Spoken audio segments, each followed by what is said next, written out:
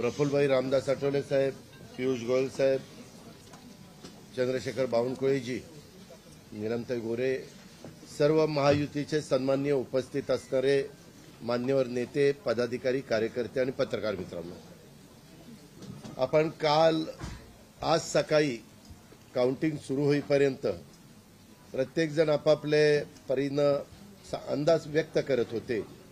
काल तर मी स्वतः वेगवेगळ्या चॅनलला बघत होतो, म्हणजे आम्ही तिघं कशातच नसल्यातच जमा होतो, बाकीच्यांच्या गाड्या फिरवणं, ड्रायव्हिंग करणं, इकडे जाणं तिकडे जाणं, इतकं काही सुरू होतं की आम्ही पहिल्यांदा 1:45च्या पुढे जाऊ आम्हाला वाटत होतं। कालचं सगळं बघितल्यानंतर आम्हाला वाटायला लागलं की आपण कुठेतरी खाली जातोय का काय, परंतु महाराष्ट्रातल्या जनतेने विकासाकडे बघून महायुतीला प्रचंड अशा प्रकारचं जे यश प्राप्त करून दिलंय त्याबद्दल महाराष्ट्रातल्या तमाम जनतेचं महायुतीच्या वतीनं व्यक्तिशः माझ्या वतीनं मी त्यांना मनापासून धन्यवाद देतो, मनापासून आभार मानतो।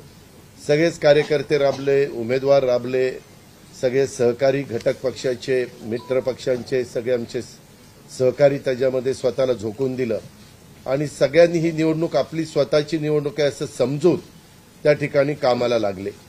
आमच्या ज्या योजना होत्या योजनांच्याबद्दल बरेच थोडीशी चेष्टा मस्करी करण्यात आली, आम्हाला त्याच्यामध्ये दोष देण्यात आला, आमची थोडंसं टीका टिप्पणी करण्यात आली की राज्य कंगाल केलं, अमुक झालं तमुक झालं, परंतु नंतर त्यांचे जाहीरनामे बाहेर आल्यानंतर आम्हाला ते दिसलं की हे काय चाललेलं आहे, कसं चाललेलं आहे, कुठलाही हिशोब न ठेवता अशा प्रकारचे जाहीरनामे बाहेर आले आणि आपण सगळ्यांनी त्या ठिकाणी पाहिलं।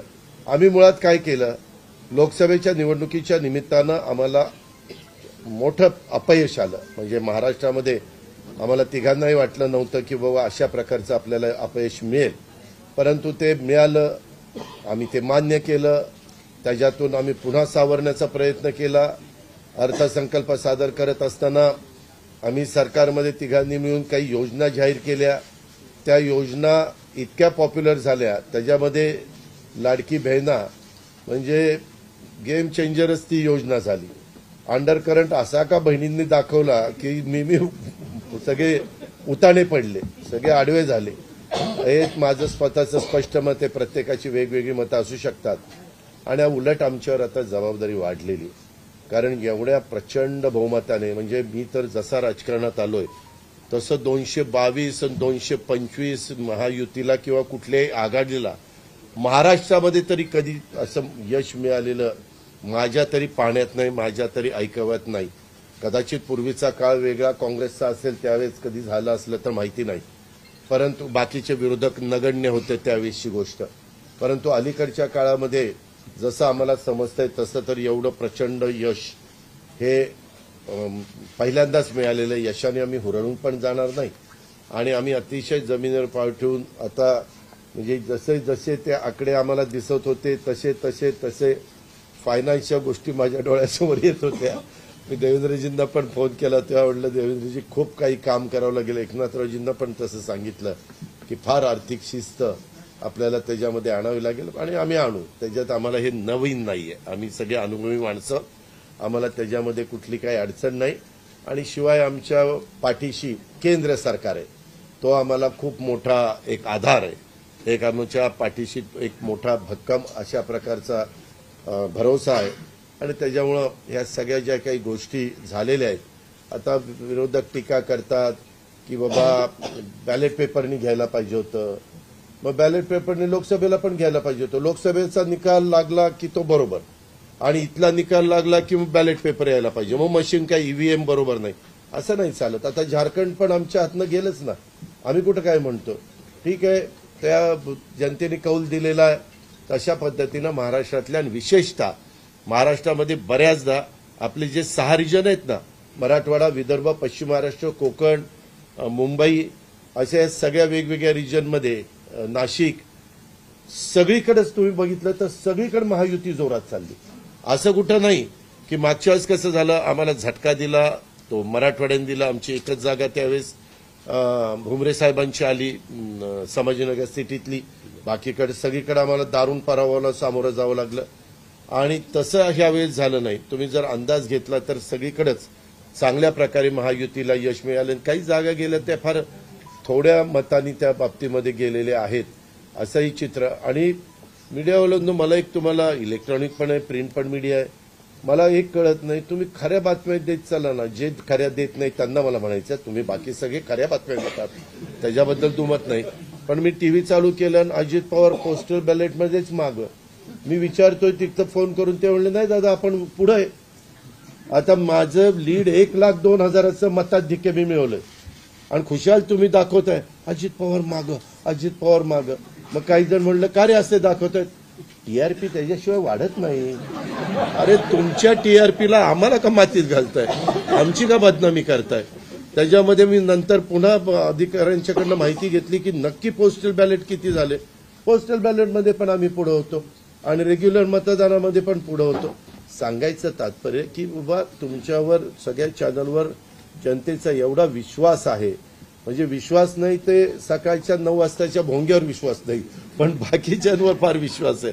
माझं एवढंच म्हणणं आहे की खऱ्या बातम्या दिल्या तर काही वाईट होणार नाही. पण खूप चांगलं यश मिळालं. अजून पण काही काउंटिंग चालू आहे, काही ठिकाणी रिकाउंटिंग मागितलेलं. ठीक आहे, तो त्यांचा प्रत्येकाचा अधिकार आहे. पण खरोखरीच सगळ्याच राज्यातली जबाबदारी आम्हा महायुतीवर वाढलेली आहे आणि त्या उलट आम्हाला अधिक जास्त बारकाईनं इथून पुढे काम करावं लागणार आहे. कारण एवढं दैदिप्यमान यश या सगळ्यांनी मिळवून दिलेलं आहे आणि जनतेचे मानावे तेवढे आभार कमीच आहेत. म्हणजे काय आता त्यांच्याकरता, म्हणजे त्यांच्या ऋणातच आम्ही राहू इच्छितो. आणि 5 वर्ष अक्षरशः अतिशय एकोप्याने ही युती शेवटपर्यंत कशा पद्धतीनं काम करेल आणि जनतेने टाकलेल्या विश्वासाला कुठल्याही परिस्थितीमध्ये तडा जाऊन दिला जाणार नाही. अतिशय चांगल्या पद्धतीनं राज्याच्या सर्वांगीण विकासाच्या करता जसं आम्ही विकास हा केंद्रबिंदू मानून पुढे गेलो, तशाच पद्धतीचं काम इथून पुढच्या काळामध्ये देखील महायुतीच्या वतीनं त्या ठिकाणी चालेल अशा प्रकारची खात्री मी आपल्या पत्रकार मित्रांना पण देतो आणि आपल्यामार्फत महाराष्ट्रातल्या तमाम जनतेला देतो. पुन्हा एकदा मतदार बंधू भगिनींचं, सर्वांचं, मीडियाचं, इलेक्ट्रॉनिक, प्रिंट, सर्वांचं मी मनापासून आभार मानतो, मनापासून धन्यवाद देतो. धन्यवाद. अरे मराठी मातृभाषा अभिजात भाषेचा दर्जा आत्ताच दिलाय ना, लगेच विसरायला लागला. नाही ते दिल्लीत बोलतात. मी माझी भावना मगाशीच मांडली आहे. की केवळ आत्ता एवढंच सांगेन की महाराष्ट्राच्या जनतेसमोर आम्ही नतमस्तक आहोत. जनतेने ज्या प्रकारचा विजय दिलेला आहे, खऱ्या अर्थानं हा विजय एक प्रकारे आमची जबाबदारी वाढवणारा विजय आहे. देशाचे प्रधानमंत्री मोदीजींवर महाराष्ट्राने दाखवलेला विश्वास आहे आणि त्यामुळे आता आम्हाला खूप काम महाराष्ट्रामध्ये करावं लागेल याची आम्हाला जाणीव होते आहे. म्हणून पुन्हा एकदा महाराष्ट्रातल्या सगळ्या मतदारांच्या चरणी आम्ही नतमस्तक होतो आणि त्यांना आश्वस्त करतो की त्यांनी जो विश्वास दाखवला आहे त्या विश्वासाला आम्ही तडा जाऊ देणार नाही. सगळ्यांचे अतिशय मनापासून आभार.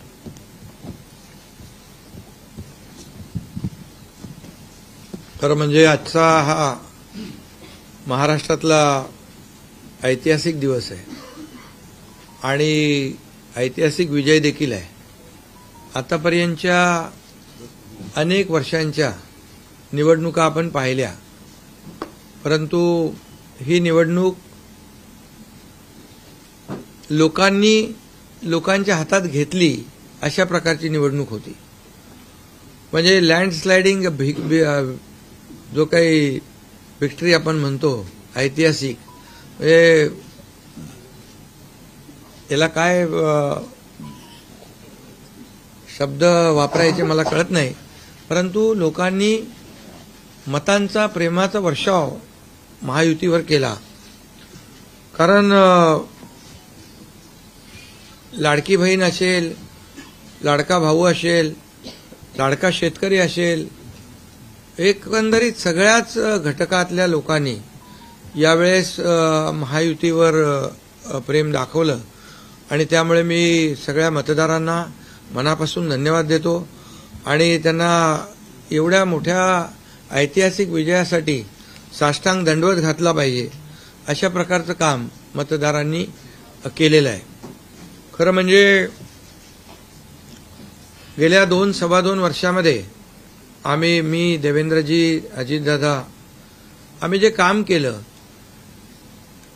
या राज्यामध्ये की शिवसेना, भाजपा, राष्ट्रवादी, आरपी, आमचे आठवले साहेब इकडे आहेत आणि आमचे इतर घटक मित्रपक्ष आणि जे निर्णय आम्ही घेतले ते निर्णय आतापर्यंतच्या इतिहासामध्ये न भूतो न भविष्यते असे होते. म्हणजे एकीकडे विकास केला आम्ही, डेव्हलपमेंट म्हणजे जे 2.5 वर्षात महाविकास आघाडी सरकारने जी काही कामं बंद पाडली होती, स्पीड ब्रेकर टाकले होते, सगळी कामं थांबवली होती. तुमच्या काळातली जी कामं जसं महाविकास आघाडीचं सरकार 2019ला आलं त्यानंतर ती सगळी कामं बंद पाडली, त्याला स्टे दिले आणि ते स्टे आम्ही सगळे काढले आणि कामं सुरू झाली. मग अटल सेतू झाला, समृद्धी झाला, आपला कोस्टल झाला आणि मेट्रो झाली, कारशेड झालं आणि मोदी साहेबांच्या शुभ हस्ते त्याचं आम्ही उद्घाटनही करू शकलो. ज्याचं भूमिपूजन मोदी साहेबांनी केलं त्याचं उद्घाटन करण्याचे भाग्य आम्हाला मिळालं आणि त्यामुळे कामाला आम्ही प्राथमिकता दिली, विकासाला आम्ही प्राधान्य दिलं आणि आम्ही त्यामध्ये एकच डोळ्यासमोर ठेवलं की या राज्याचा सर्वांगीण विकास आणि राज्याचा सर्वांगीण विकास करत असताना सर्व घटकांना आम्ही समोर ठेवलं आणि पाहिलं की जे 2.5 वर्षामध्ये जी कामं त्यांनी थांबवलेली आणि 2.5 वर्ष त्यांनी जे सगळं बंद पाडलं होतं ते किती वेगाने आम्ही सुरू करू शकलो याचं समाधान आणि आनंद आम्हाला आहे. कारण त्याचे तुम्ही ते फळं पाहत आहे. सगळी लोकांना आपण मेट्रो दिली, समृद्धी दिलं, अटल सेतू दिला, कोस्टल दिलं, लोक तो वापरू लागले आणि त्याचबरोबर दुसरीकडे कल्याणकारी योजना आम्ही केल्या. कल्याणकारी योजनेमध्ये लाडकी बहीण, मुख्यमंत्री लाडकी बहीण योजना, त्यानंतर मग लाडका भाऊ केला आम्ही, युवा प्रशिक्षण योजना केली, 3 गॅस सिलेंडर दिले, त्यानंतर वयोश्री योजना केली, शेतकऱ्यांची आम्ही योजना केली, शेतकऱ्यांना वीज बिल माफ केलं, शेतकऱ्यांचं जे 7.5 HP पंपाच्या 3, 5, 7.5 आणि त्या पंपाचं वीज बिल माफ केलं. शेतकऱ्यांना आम्ही 2.5 वर्षामध्ये 2.25 वर्षामध्ये आतापर्यंतच्या इतिहासामध्ये जेवढा मोबदला दिला नव्हता 15,000 कोटी रुपये तो दिला. त्यांच्या योजनांसाठी 45,000 कोटी रुपये. म्हणजे एकंदरीत कल्याणकारी, मी डिटेलमध्ये जात नाही त्याच्यामध्ये, पण एकीकडे विकास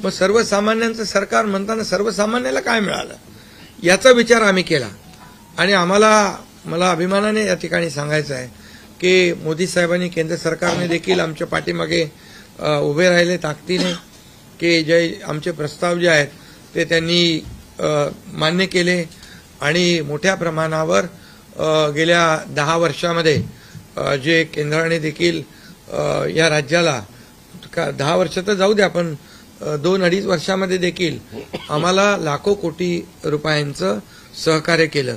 त्यामुळे एक डबल इंजिनचं सरकार देखील या राज्यामध्ये, वेगवान सरकार, गतिमान सरकार, निर्णय घ्यायला धडाधड निर्णय घेतले आम्ही. त्यामुळे 2.5 वर्षात सिंचन प्रकल्प 4 त्यांनी केले महाविकास आघाडीने, आम्ही होतो तिकडे. आणि आता आमच्या वेळेस सुप्रमा 124 सुप्रमा दिल्या. म्हणजे एक फक्त उदाहरण की अशा प्रकारचं काम आम्ही केल्यामुळे या राज्यातल्या जनतेने, सर्वसामान्य माणूस आम्ही केंद्रबिंदू मानला.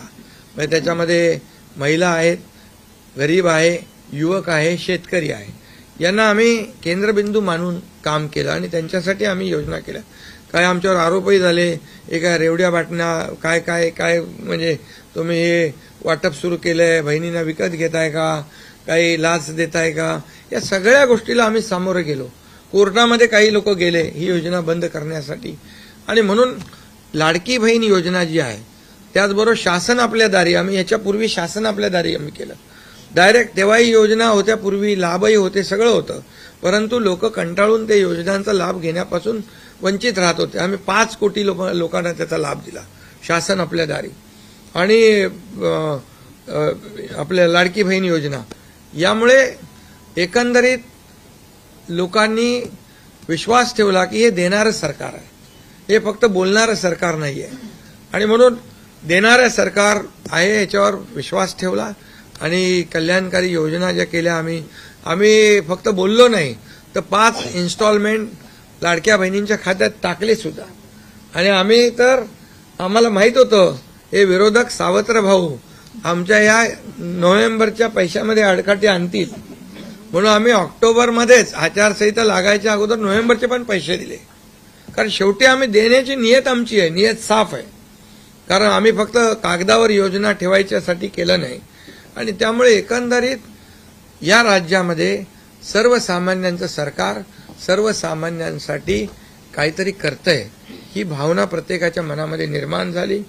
आणि आम्ही म्हणालो common man common man common man.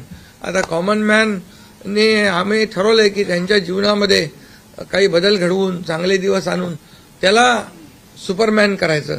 पण त्यांनी आम्हाला या निवडणुकीत सुपरमॅनसारखं काम करून दाखवलं.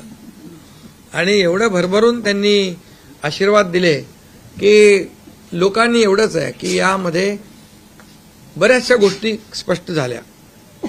लोकांनी कल्याणाचं आणि विकासाचं राजकारण स्वीकारलं. लोकांनी सुडाचं, आरोपाचं, द्वेषाचं राजकारण झिडकारलं. आणि म्हणून 2 निवडणुका ज्या लोकसभेमध्ये पण आणि लोकसभेत फेक नरेटिव्ह वगैरे सगळं केलं, काय काय केलं, संविधान बदलणार वगैरे, सगळ्या जातीमध्ये भीती निर्माण केली, प्रत्येकाला घाबरवलं. तरी सुद्धा एवढं होऊन पण प्रधानमंत्रीपदी मोदी साहेबच बसले. आता ते म्हणाले जनतेच्या दरबारात जाऊ, आम्ही जनतेच्या दरबारात जाऊ. लोकसभेच्या वेळेस पण गेले, पण शेवटी एवढं करून, एवढे सगळं खोटं नाटं सांगून, लोकांना घाबरवून पण प्रधानमंत्रीपदी शेवटी मोदी साहेब बसले. आणि आताही म्हणाले आम्ही जनतेच्या दरबारात जाऊ. आता जनतेने त्यांना जो काय मॅन्डेट द्यायचा तो दिलेला आहे.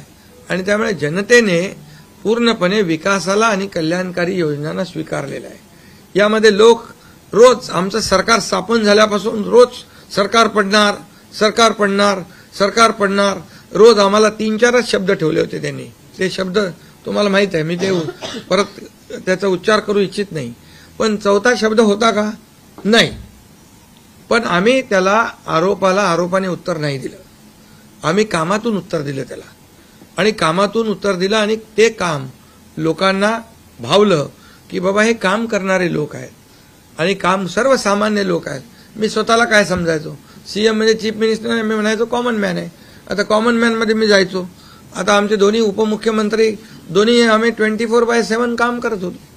आणि याच्यामुळे घरी बसून सरकार चालवता येत नाही, फेसबुकवरून सरकार चालवता येत नाही, हे स्पष्ट झालेलं आहे. आणि म्हणून आम्ही लोकांच्या, बाळासाहेब सांगायचे, कार्यकर्ता घरात नाही लोकांच्या दारात शोभून दिसतो.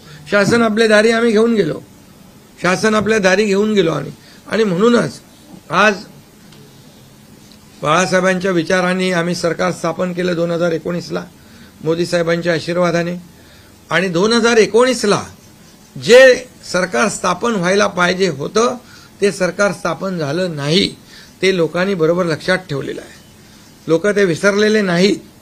आणि म्हणून या निवडणुकीत देखील कोण कुठल्या पक्षाचा, आता तुमचा कुठला पक्ष आहे तुमचा? राष्ट्रवादी घड्याळ. आता तो कोणाचा आहे ते लोकांनी ठरवलं. आणि शिवसेना कोणाची आहे तेही ठरवलं. आणि लोकांनी ते ठरवलं. त्यामुळे आता बऱ्याचशा गोष्टी त्या स्पष्ट झालेल्या आहेत, बऱ्याचशा गोष्टी स्पष्ट झाल्या. आणि मला समाधान आहे की 2019ला 56 जागा आल्या होत्या आणि त्या 56 मला वाटतं आताही 56 जागा आल्या, अजून चालू आहे. पण एकंदरीत आताच्या पर्यंत म्हणजे विकासाला लोकांनी महत्व दिलं.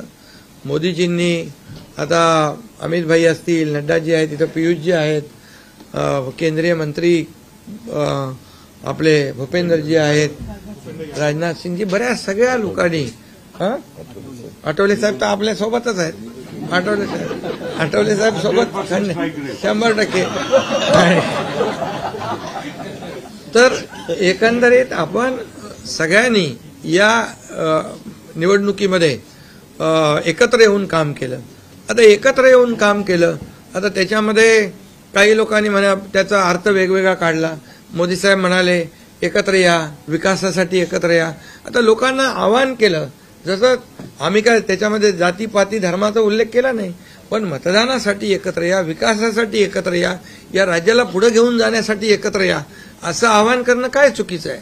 आणि लोकांनी ते एकत्र येऊन एकजुटीचं दर्शन या निवडणुकीमध्ये घडवलं आणि मतांची टक्केवारी वाढली, मतदानाची टक्केवारी वाढली, महिलांच्या, आमच्या लाडक्या बहिणींच्या टक्केवारी वाढली. आतापर्यंत महिलांचं टक्केवारी कमी असायची पुरुषांपेक्षा, पण यावेळेस ती टक्केवारी जास्त आहे. आणि म्हणून लाडक्या बहिणी आमच्या ज्या आहेत त्या लाडक्या बहिणींनी सावत्र भावांना चांगला जोडा दाखवलेला आहे. आणि आम्ही म्हणायचो ना, खोडा घालणाऱ्यांना जोडा दाखवा. तर एकंदरीत ही निवडणूक जी आहे, ही निवडणूक विकासाच्या अजेंड्यावर, कल्याणकारी योजनांच्या ह्याच्यावर आणि जे विचार आहेत, आज आमचे शिवसेना म्हणून बाळासाहेबांचे विचार आहेत, दिघे साहेबांची शिकवण, मोदीजींची जे काही जो त्यांचा सपोर्ट आहे, केंद्राचा सपोर्ट आहे, या सगळ्या गोष्टी ज्या आहेत या निवडणुकीमध्ये कामी आले. शेवटी लोकांना काय पाहिजे? लोकांना शिव्याशाप नको आहेत, लोकांना आरोप प्रत्यारोप नको आहे, लोकांना सुडाचं राजकारण नको आहे. लोकांना हवंय डेव्हलपमेंट हवं आहे आणि विकास आणि विकास यावर आम्ही भर दिला. आणि आज त्यामध्ये किती आरोप केले, खोटे बोला, आपण रेटून बोला. आता अजितदादा मगाशी म्हणाले की तुम्ही पण काय काय ते बातम्या अशा, सकाळी तर अशा बातम्या चालल्या होत्या की बोला आमचा काय कार्यक्रम होतो का काय, आमचा करेक्ट कार्यक्रम करायचं चालू होतं. तर याच्यामध्ये खूप चांगलं निर्णय झाला, चांगला एक आपला ऐतिहासिक विजय झालेला आहे आणि त्यामुळे खऱ्या अर्थाने आमची जबाबदारी वाढलेली आहे. आता या सगळ्या ज्या काही जे घेतलेले आम्ही निर्णय आहेत, की आमचा एकही निर्णय कागदावर राहिलेला नाही. मी त्या सगळ्या निर्णयात जाऊ इच्छित नाही, पण एकही निर्णय आम्ही कागदावर ठेवला नाही. कुठली योजना आहे ती कार्यान्वित केली आम्ही. आणि त्यामुळे जो लोकांचा विश्वास, शेवटी यापूर्वी देखील आपण पाहिलं की काँग्रेस सरकार ज्या ठिकाणी असतील त्यांनी किंवा महाविकास आघाडी ज्यांनी ज्यांनी काही निर्णय घेतले, काही आश्वासनं दिली, ती पाळली नाहीत. आश्वासनं दिली, नंतर कर्नाटकमधलंच आश्वासन घ्या, हिमाचलमधलं घ्या, आपल्या राजस्थानमधलं घ्या पूर्वीचं, की त्यामध्ये आश्वासन दिल्यानंतर निवडून आल्यानंतर केंद्राकडे पैसे मागायला लागले. आमच्याकडे पैसे नाही, हमारे पास पैसे नाही. असं आम्ही केलं नाही. आम्ही जे बोललो, आमची हातपाय काय म्हणतो त्याला, पांघरून पाहून आम्ही ते आम्ही अंतरून पाहून पाय पसरले आणि ज्या योजना आम्ही केल्या, या योजनांचं पूर्णपणे त्याच्यामध्ये कुठलीही योजना बंद होणार नाही याची आम्ही काळजी घेतली. सगळे नियम आम्ही पाळले, सगळ्या आरबीआयच्या, केंद्र सरकारच्या गाईडलाईन आम्ही पाळल्या, कुठलंही व्हायलेशन आम्ही केलं नाही. आर्थिक दृष्टिकोनातून जे जे काही आम्ही नियोजन करायचं ते केलं. आणि त्यामुळे त्यांना लोकांनी खोटं ठरवलं. ते आम्हाला म्हणाले तुम्ही लाडकी बहीण योजना देताय, पैसे कुठून आणणार, पैसे कुठून हे फसवं आहे. आणि त्यांनीच आमची योजना चोरून नंतर त्यांच्या वचननाम्यामध्ये टाकली. मग तुम्ही कुठून आणणार? म्हणजे लोकांना कळलं की हे फक्त बोलतायत, करणार नाहीत आणि विश्वासाचा भाग आहे. आम्ही 2-2.5 वर्षामध्ये जे करून केलं ते लोकांसमोर आहे. आम्ही कुठलंही काही याच्यामध्ये लपवाछपवी केली नाही. जे आहे ते स्पष्टपणे आम्ही मांडलं लोकांच्या समोर. लोकांच्या दरबारामध्ये आम्ही गेलो आणि लोकांना काम आवडतं, लोकांना विकास पाहिजे, लोकांना कल्याणकारी योजना पाहिजेत ते आम्ही देण्याचा प्रयत्न केला आणि विकासाकडे या राज्याला नेण्याचा आम्ही प्रयत्न केला. यामध्ये केंद्राचा आम्हाला खूप मोठ्या प्रमाणावर सपोर्ट मिळाला. 10 वर्षामध्ये मी तो आकडा अगोदर पण मी सांगितला होता. मनमोहन सिंग प्रधानमंत्री होते, 10 वर्षात राज्याला त्यांनी 2 लाख कोटी दिले, पण यावेळेस 10 वर्षामध्ये मोदीजींनी 10 लाख कोटी दिले. हे आताचं नवीन उदाहरण तर 76,000 कोटी वाढवण बंदर आहे, दिघी बंदर आहे. अशी म्हणजे डेव्हलपमेंटसाठी जे आहे, मग ते एअर कनेक्टिव्हिटी असेल, water connectivity, rail connectivity, road connectivity असेल, अनेक प्रकल्पांना जे काही पाण्याची योजना असतील आमच्या, त्या सगळ्याला खूप मोठ्या प्रमाणावर सपोर्ट केला आणि त्यामुळे आम्ही या राज्याला विकासाकडे घेऊन जाऊ शकलो आणि लोकांना कल्याणकारी योजना आम्ही देऊ शकलो. आणि लोकांना आम्ही याच्यामध्ये मतं नाही, आम्ही लोकांची मनं जिंकलेली आहेत. आज लोकांना शेवटी काय विश्वास महत्वाचा आहे. विश्वासावर सगळ्या गोष्टी चालतात. तुम्ही काही सांगा आणि नंतर त्या हात वरती करा, अशा प्रकारचं काम आमच्याकडून झालं नाही. आणि त्यामुळे आम्ही काम करणारे लोक आहोत, कार्यकर्ते आहोत आणि म्हणून आम्ही 24/7 काम केलं. जेव्हा जेव्हा शेतकरी अडचणीत आला तेव्हा तेव्हा त्याच्या मागे आम्ही उभं राहिलो. त्याला वाऱ्यावर आम्ही सोडलं नाही. आणि त्यामुळे जो जो सर्वसामान्य घटक जेव्हा जेव्हा अडचणीत आला त्याच्या मागे आम्ही उभं राहण्याचं काम केलं. त्यामुळे एक प्रकारचं हे सरकार जे आहे, एक पाठीराखा सरकार, एक सरकार जे आहे हे सर्वसामान्याला न्याय देणारं सरकार आहे. जनतेच्या पाठीमागे ताकदीने उभं राहणार सरकार आहे. जसं आमच्या मागे केंद्र सरकार ताकदीने उभं राहिलं तसं आम्ही जनतेच्या मागे उभे राहिलो. आणि म्हणूनच आम्हाला हा असा प्रचंड दैदिप्यमान हा विजय मिळालेला आहे. आणि आम्ही या विजयाचं श्रेय जे आहे आमच्या मतदारांना देतो, जनतेला देतो. जे आमचे महायुतीचे सर्व कार्यकर्ते आहेत त्यांनी मेहनत घेतली आहे त्या सगळ्यांना देतो. आणि म्हणूनच यापुढे जे काही काम आहे या जनतेच्या हितासाठी करणं एवढंच आमची जबाबदारी आहे. त्यामुळे पुन्हा एकदा मी आपल्या सगळ्या पत्रकारांना मनापासून धन्यवाद देतो, आपलेही आभार मानतो. आणि आता इथून पुढे तुम्ही खऱ्या चांगल्या बातम्या दिल्या तर तुमचा TRP वाढत जाईल. आमचे प्रकल्प जे आम्ही सुरू केलेत त्याच्या बातम्या द्या, लोकांच्या फायद्याचे जे प्रकल्प आहेत त्याच्या बातम्या द्या. देवेंद्र जी, वाचाळवीरांच्या बातम्या देऊ नका. देवेंद्र जी, एक सवाल ये है कि महाराष्ट्र में पिछले कुछ समय से जाति जाति में लगातार एक दंगा फैलाने की कोशिश हो रही थी. क्या स्थिर सरकार को लेकर की मैंडेट है क्या? दूसरा, वोट जिहाद शब्द आपने इस्तेमाल किया था, इस बार भी ऐसी कोशिश कई जगहों पर हुई थी, उसको कैसा जवाब? मुझे ऐसा लगता है कि प्रधानमंत्री जी ने एक जो नारा दिया था, एक है तो सेफ है, सब समाज को साथ में लाने वाली जो बात प्रधानमंत्री जी ने कही थी, महाराष्ट्र के लोगों ने उसको रिस्पॉन्ड किया है और महाराष्ट्र के सभी समाजों ने एक साथ मिलकर एक बड़ा मैंडेट हमको दिया है. मुझे लगता है कि आज निश्चित रूप से जो लोग तुष्टीकरण की राजनीति करना चाहते थे, जो डिविजिव पॉलिटिक्स करना चाहते थे, उनको करारा जवाब जनता ने ही दिया है और प्रधानमंत्री जी की बात को लोगों ने यहाँ पर एक्सेप्ट किया. आप दोनों से ये सवाल है,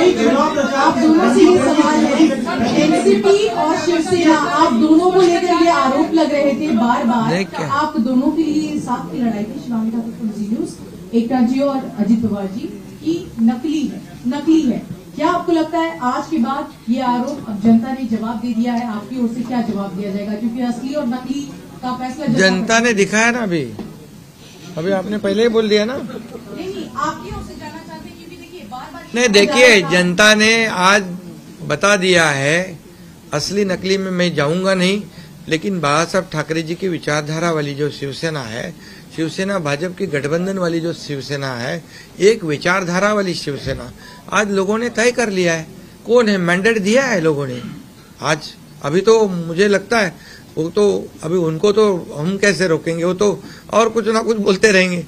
लेकिन जनता की अदालत में जाने के बाद उनको भी दिखाया है और हमें भी दिखाया है.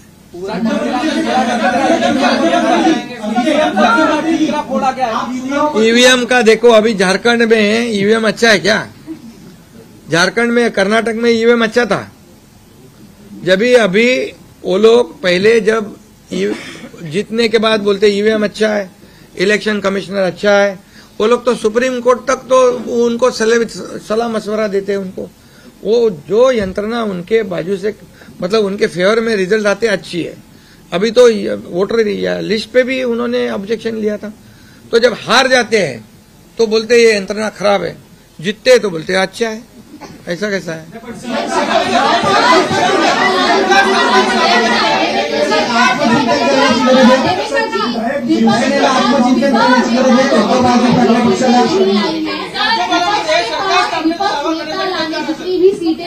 तो ये तो देखिए, यही तो मैं बता रहा हूँ कि जनता ने पूरी तरह, मैंने पहले भी कहा था कि पूरी तरह थंपिंग मेजोरिटी मिलेगी।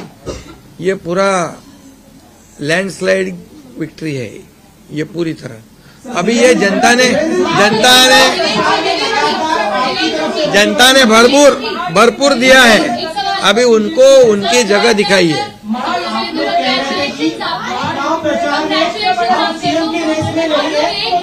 एक ही मुख्यमंत्री बनने वाला है, ऐसे में आप तीनों में कुर्बानी कौन देगा, इसको लेकर थोड़ा बताइए। अरे भैया, अभी हम लोग अभी तो आंकड़े भी आने के अभी चालू है ना, काउंटिंग चालू है। अभी होने के बाद हमारी तीनों पार्टियां बैठेगी। हमारे जैसे आपको बताते हैं, जैसे हमने सीटों का बंटवारा हुआ, हमें कोई मतभेद हमारे में नहीं थे, आज भी कोई मतभेद नहीं है। हम हमारे वरिष्ठ और हम लोग बैठकर उसके ऊपर निर्णय लेंगे। बचे हैं नई सरकार को लेकर के, तो क्या कब तक दावा पेश करेंगे गवर्नर के पास? अरे हमें करो ना, कब तक दावा पेश करेंगे गवर्नर के पास? क्योंकि अब 26 तारीख जो है वो डेट पिछली बार हुआ था, 5 साल पूरा होगा। समय पे सब बराबर होगा। पहले तो तीनों पार्टियां अपना अपना नेता चुनती है। अभी रिजल्ट ही आने का है। रिजल्ट आने के बाद सारे एमएलए को बुलाना पड़ता है, अपने अपने पार्टी का नेता चुनते हैं। उसके बाद ये प्रक्रिया होती है। आप बिल्कुल चिंता मत करिए, तीनों पार्टियां साथ में बैठकर और अठौली जी का भी मशवरा हम लेंगे और इसका निर्णय करेंगे। लेकिन महाविकास अघाड़ी ने दादा 3 होटल बुक किए थे कि वहाँ पर एमएलए को रखा जाएगा। तो ये जनता ने तय किया है ना, पर एक कमेंट जनता ने इतना भरोसा दिखाया है। अभी हमारी जिम्मेदारी बढ़ गई है। हाँ, तो फिर वही तो पब्लिक जनता ने दिखा दिया है। जनता ने पूरा विश्वास दिखाया, तो हम पूरे विश्वास के साथ अभी काम करेंगे। सीएम साहब 3 होटल महाविकास अघाड़ी ने बुक किए थे। कल से 3 होटल महाविकास अघाड़ी ने बुक किए थे और कल रात में 3 बार मीटिंग हुई थी यहाँ पर। हमने एक भी मीटिंग नहीं करी थी, हम लोग शांत बैठे थे। हमने मीटिंग भी नहीं करी थी और होटल भी बुक नहीं किया था, क्योंकि हमें मालूम था थंपिंग मेजोरिटी मिलने वाली है, इसलिए होटल बुक करें। और उनके आवश्यकता पड़े तो उनके होटल हम मांग लेंगे, उनकी बुकिंग हम ले लेंगे।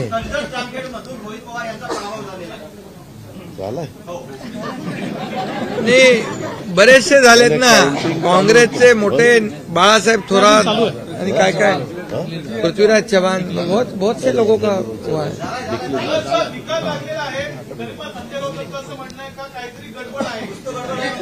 हाँ,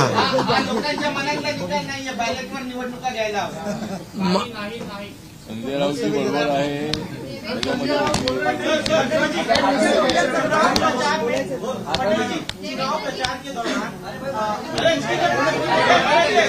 अरे भाई छोड़ो। चला आता 2 प्रश्न मराठीत घेऊ। बस, आपण संपला. महाराष्ट्रात बसलोय आणि मग संपा 2 प्रश्न मराठी।